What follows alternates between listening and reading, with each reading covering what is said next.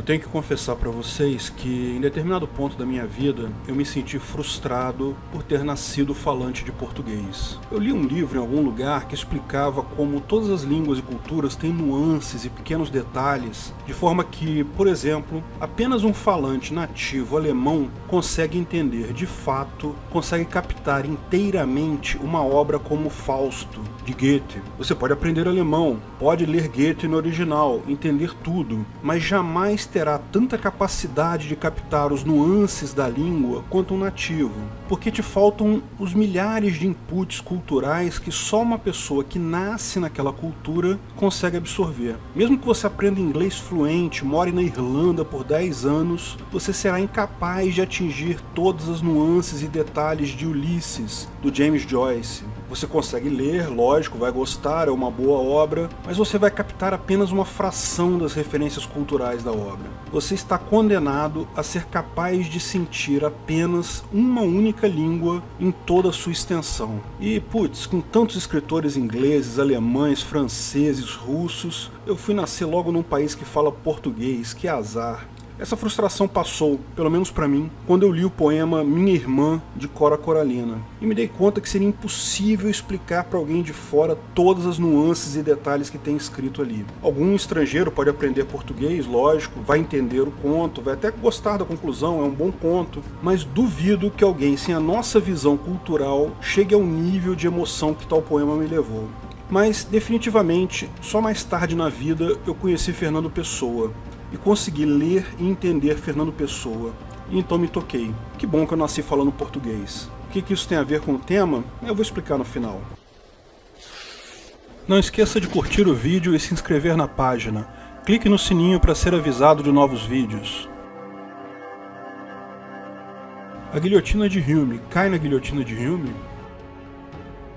Se usada como uma norma de dever ser, algo do tipo, não se deve criar uma norma de dever ser a partir de um ser. Lógico que ela cai nela própria. Mas antes de entender o que é essa guilhotina e por que nessa situação ela cai em ela mesma, vamos definir alguns conceitos. Existem dois tipos de normas ou afirmações, normas de ser e normas de dever ser, também chamadas normas descritivas e normas valorativas. Você pode identificar uma norma dever ser porque ela inclui o verbo dever, deve, deveria ou similares. Ao contrário, uma norma ser usa o verbo ser, é, será ou similares. Um dever ser é algo que as pessoas deveriam seguir. Por exemplo, a maior parte da legislação positivada, as leis estatais, são deveres ser. Leis têm por objetivo dizer o que as pessoas deveriam ou não deveriam fazer. No Código Penal brasileiro, até um tempo atrás, havia a tipificação de crime, adultério, trair marido ou esposa, X anos de cadeia. Qual norma essa lei positivada implica? Que você não deve fazer sexo fora do casamento. Essa exata mesma norma pode ser aduzida dos 10 mandamentos, está escrito lá, não cobiçarás a mulher do próximo. A fonte da norma, ou seja, de onde veio a norma, é diferente, a linguagem usada, a forma como foi escrita é diferente, mas a norma é basicamente a mesma. Não se deve trair o seu marido ou a sua esposa. É uma norma de dever ser, é algo que as pessoas deveriam seguir. Existem duas características que toda norma de dever ser compartilha. Primeiro, elas podem ser desobedecidas. O motivo todo de terem escrito não trairás é porque existe a possibilidade de alguém desobedecer isso. Não faria sentido escrever um 11º mandamento como não cairás para cima, porque não tem como cair para cima, a gravidade garante que você sempre vai cair para baixo. Então, se é algo inevitável, não é um dever ser. Todo dever ser implica na possibilidade de não ser obedecido. Deveria ser obedecido, mas não necessariamente vai ser obedecido. A segunda característica é que tem um juízo de valor implícito aí. Você não deve trair o seu marido ou esposa por um motivo, seja ele moral, religioso, pelo bem da comunidade, o que for. Alguém, por algum motivo, acha que trair é algo ruim. Um religioso pode dizer que você não deve trair porque Deus diz que é pecado. Um romântico pode dizer que você não deve trair porque isso mata o amor do relacionamento.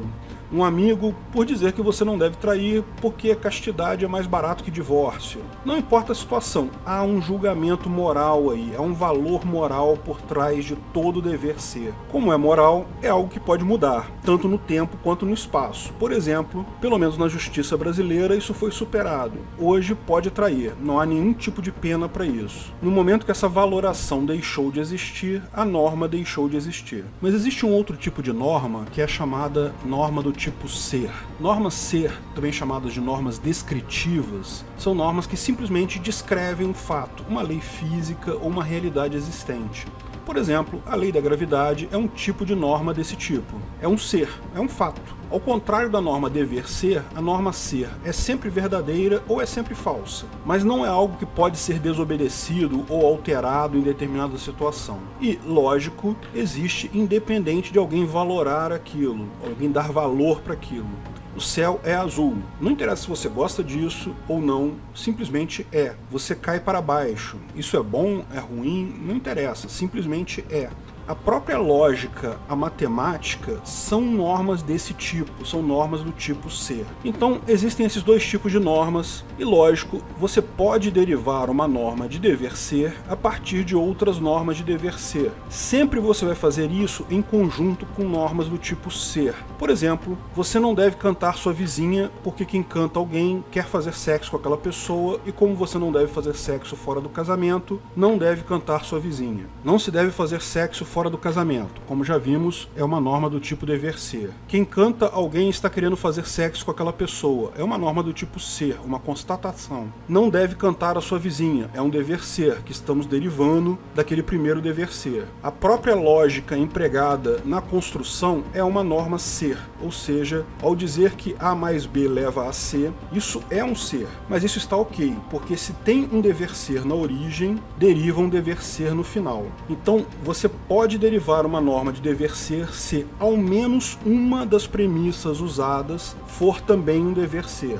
As demais podem ser do tipo ser, mas a lógica dita que pelo menos uma delas precisa ser um dever ser para que logicamente se possa derivar um dever ser. Você pode também derivar normas ser ou normas descritivas a partir de outras normas do ser ou descritivas. Por exemplo, você pode dizer que sempre caímos para baixo porque a lei da gravidade diz que corpos se atraem, então o nosso corpo é atraído em direção ao centro da Terra. Isso está ok também. A ciência e a matemática fazem isso o tempo todo. Como a norma de origem não tem valoração, é apenas verdadeira ou falsa, o resultado é sempre verdadeiro ou falso. É sempre uma norma do tipo ser. Agora, vamos pensar na guilhotina de Hume como uma norma de dever ser. Não se deve criar uma regra de dever ser a partir de um ser. Isso é devido ao fato que se você define um dever ser a partir de um ser, como o ser é algo que simplesmente existe, não está ligado a nenhuma valoração, então a consequência seria sempre verdadeira ou sempre falsa, seria impossível desobedecer ao dever ser. Então, temos um ser, uma norma descritiva, se for derivado de um ser não pode ser um dever ser, e estamos derivando um dever ser. Não se deve fazer uma norma dever ser a partir do ser, ou seja, ela cai nela mesma. A falha nesse raciocínio, lógico, é que a guilhotina não é uma norma de dever ser, ela é um ser. O ponto importante que Hume queria ressaltar, e todas as demais pessoas que desenvolveram essa ideia a partir de Hume, é que se você chegou a um dever ser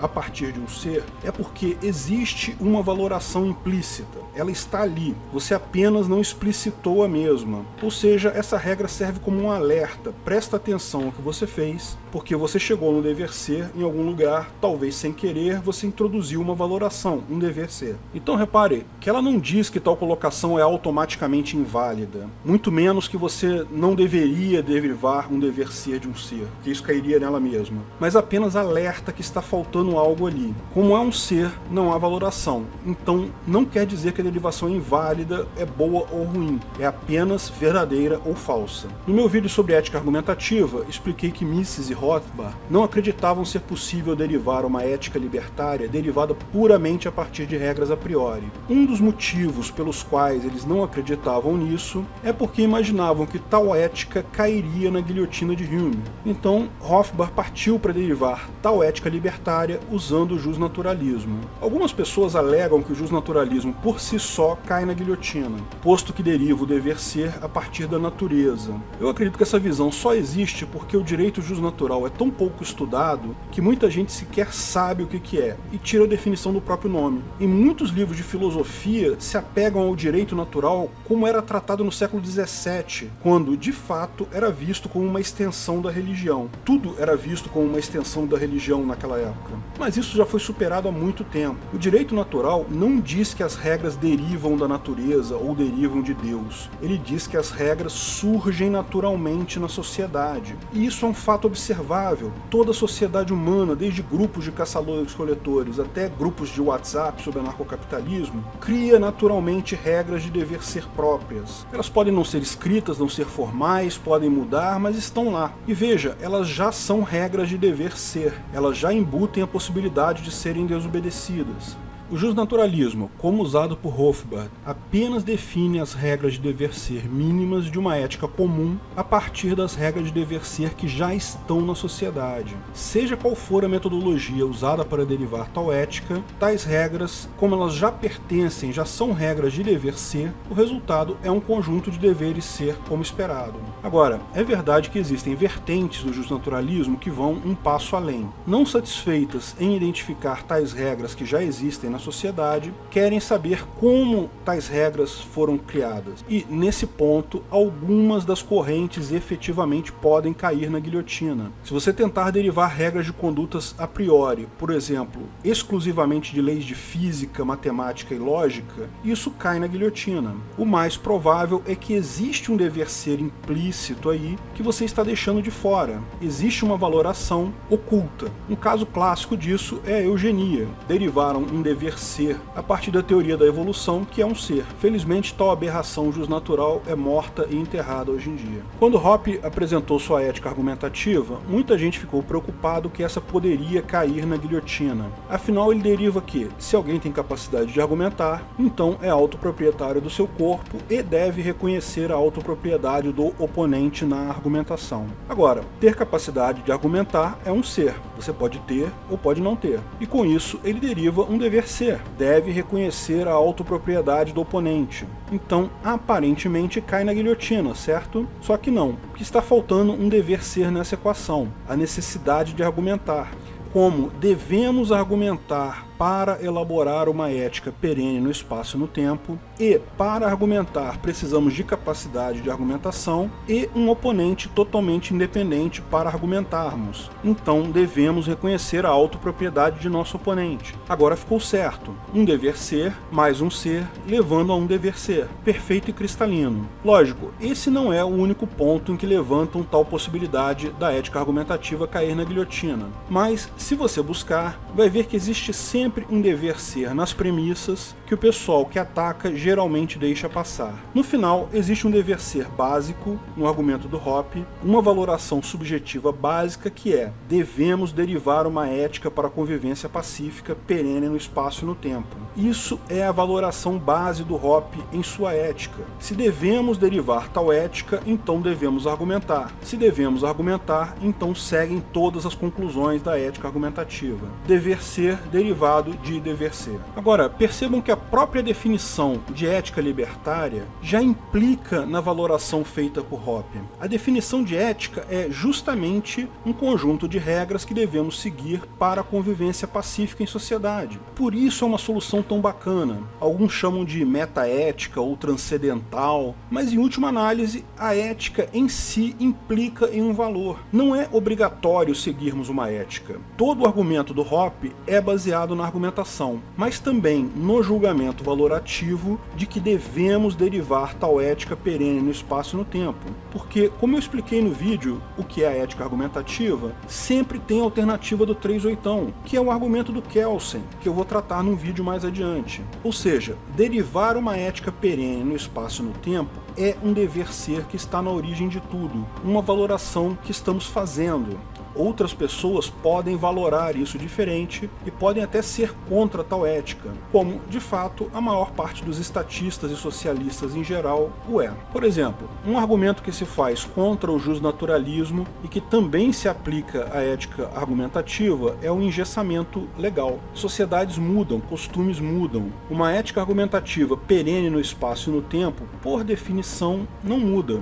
Será que uma regra imutável atende uma sociedade em transformação constante? Na lei positivada, com todos os seus defeitos, ela pode ser alterada para abraçar novos costumes, novas tecnologias. A ética não. Por isso, sempre ressalto a importância de entender a ética libertária, seja o PNA, seja a ética argumentativa, apenas como ponto de partida. Haverá inúmeras regras além dessas, apenas tais regras serão advindas de contratos explícitos, leis privadas, ou jurisprudência de tribunais privados. Não há como fugir da necessidade de regras muito mais específicas que as fornecidas pelo direito natural. Como expliquei no vídeo O PNA é uma Lei, a ética libertária, a base, sempre será a mesma. Mas essas leis privadas, essas jurisprudências, podem se adaptar ao longo do tempo a novos costumes e novas tecnologias. Existe uma frase de Fernando Pessoa que muita gente conhece, mas pouca gente entende o quão redpilante ela é. Navegar é preciso, viver não é preciso. A beleza dessa frase é que ela usa a palavra preciso em dois significados diferentes e é válida em ambos. Preciso pode significar necessário. Navegar é preciso, viver não é preciso. Precisamos navegar, mesmo que isso implique em nossa morte. Precisamos pensar adiante, ter um rumo, mesmo sabendo que a nossa vida é limitada. Mas muita gente esquece do outro significado. Preciso pode significar precisão, exatidão. Navegar é uma atividade de precisão. São inúmeras contas e instrumentos necessários para se navegar. Navegar é preciso, viver não é preciso. Para buscarmos nossos objetivos, temos que ser exatos, precisos. Mas a nossa vida jamais vai ser matemática e racional. Para vivermos, precisamos conviver com a inexatidão. Mais do que um grande edifício, a ética libertária é um caminho que vamos traçando e pavimentando com nossos argumentos. Mesmo quando for a principal fonte do direito, daqui a 20 ou 30 anos, ainda terá muito a ser expandido e compreendido por todos nós. Obrigado por assistir nosso vídeo. Comente abaixo se tiver dúvidas ou sugestões de novos temas.